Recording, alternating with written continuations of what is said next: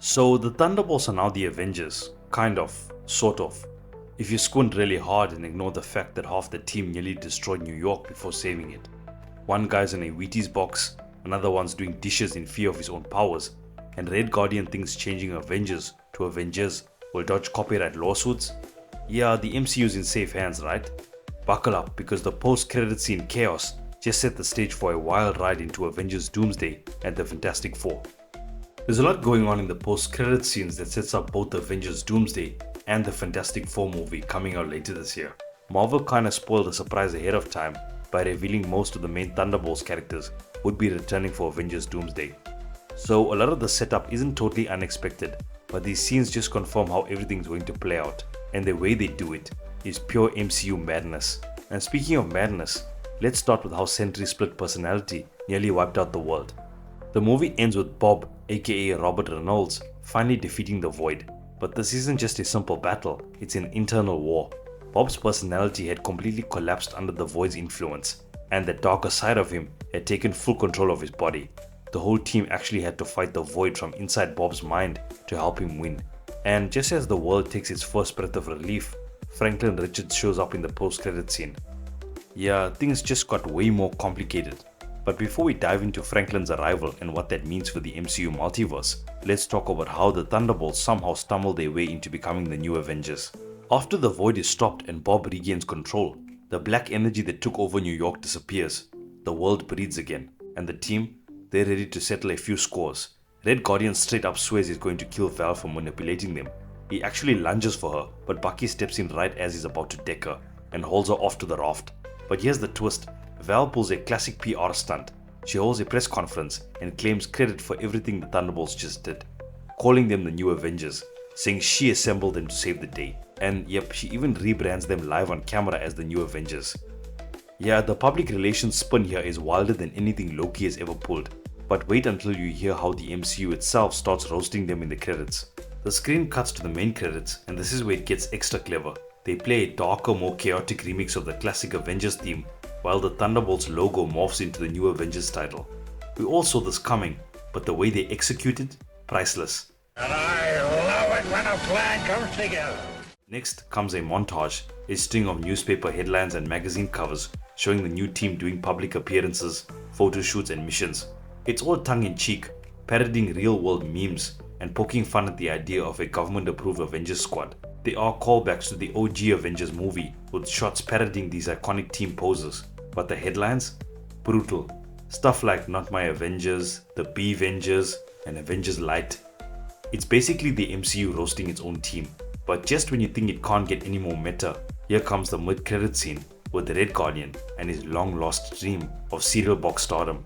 Red Guardian, who's been obsessing about becoming a real Avenger, said earlier that his dream was to make it onto a Wheaties box. So after a time jump, we see him in a grocery store, shoving past a random woman to grab the box off the shelf. He's like, "It's me, look, I'm the guy on the box." And she just doesn't care. She slowly walks away, completely creeped out. It's painfully awkward and hilarious. Basically, the public still doesn't care about this team at all, but the comedy quickly gives way to high-stakes cosmic setup in the final post-credit scene, because what comes next changes everything. It picks up 14 months later. Val has finished renovating the old Avengers Tower into a shiny new version. She even briefly calls it the Watchtower, which is a neat nod to the Sentry's comic book HQ that used to sit atop of the Avengers Tower. The new logos plastered on the door, styled after the new Avengers comics. The whole team's wearing upgraded suits with the red Avengers symbol. And Sam Wilson, he's furious. Turns out he's filing a copyright claim on the Avengers name, trying to form his own version of the team, the real Avengers. Bucky tries to talk to him, but Sam's done playing nice. The government hijacked the name and he's not having it. And this sets the stage for a showdown that's more legal drama than superhero brawl. For now anyway. But don't worry, the Void isn't done messing with people just yet. John Walker jokes about his bench shield still being messed up after the fight with Bob. He said he'd get Bob to fix it, but here's the kicker, Bob hasn't used his powers since that final battle. He's scared of what the Void might do. So he's just been living in the tower doing the dishes, seriously. Walker, now wearing a ridiculous beret thanks to Yelena's joke earlier about his hat, mentions that the internet's been brutal, posting memes and dunking on the Avengers status. Even the in-universe MCU seems to prefer Sam's team over theirs. Yelena points out that while everyone's arguing over team names, there's a massive space crisis brewing. Yep, that's a reference to Incursions. It's the next major storyline, and Avengers Doomsday is going to lean into it hard. And then comes Red Guardian with one of the most spectacularly dumb legal loopholes ever attempted in the MCU, and somehow it gets worse. Red Guardian shows up in full merch mode, new Avengers logos everywhere on his outfit, and he proudly announces he's figured out how to avoid Sam's trademark lawsuit by spelling it Avengers with a Z. Yeah, total cringe. Everyone immediately groans. And just when you think it can't get weirder, the tower's satellites picks up a signal, a ship entering Earth's orbit. Cut to a live feed, it's the Fantastic Four ship arriving from another dimension, headed straight for New York City. Cue the new Fantastic Four theme, screen goes black, text appears, the new Avengers and Bob will return in Avengers Doomsday. Boom, mic drop. But wait, how does this tie into the new Fantastic Four movie even before it hits theaters? Let's break that down. We already knew this was coming from the Doomsday teaser, but now we see how they're folding the Fantastic Four into the MCU. And yeah, it does kind of spoil the ending of the Fantastic Four movie that's coming later this year, but the implication is clear. Galactus destroys their world, they fail to save it, they flee to the main MCU timeline. We'll probably see that full landing scene at the end of the Fantastic Four movie. And supposedly there's also going to be a Doctor Doom post-credit scene tease with a version of Robert Downey Jr.'s Tony Stark, which would tie directly into Avengers Doomsday as well.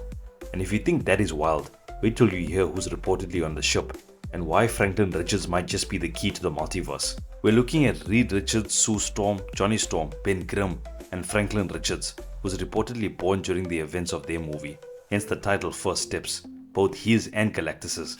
If they introduce Valeria Richards, it likely won't be until Avengers Doomsday or Secret Wars. There's already so much plot to cover, and Franklin, he's no joke. Expect him to play a huge role in reshaping the multiverse by the end of Secret Wars, maybe even recreating entire universes just like in the comics. There's even leaked concept art showing what looks like Battleworld, with characters like Yelena capturing Reed Richards under orders from God Emperor Doom. Doctor Strange is even working with Doom in this scenario. So if you want to get ahead of all this madness before it hits the big screen, here's what to read next. If you want to prepare for what's coming, I recommend reading the more recent Secret Wars and Time Runs Out comics. They won't spoil the movies, but they'll give you a good idea of the inspiration behind them. And with Fantastic Four right around the corner, we'll probably see new trailers dropping soon, so stay tuned. Share all your thoughts, reactions and theories about the Thunderbolts movie in the comments below. And don't forget to like, subscribe and hit that notification bell so you don't miss out on any updates. Thanks so much for watching, and I'll see you in the next one.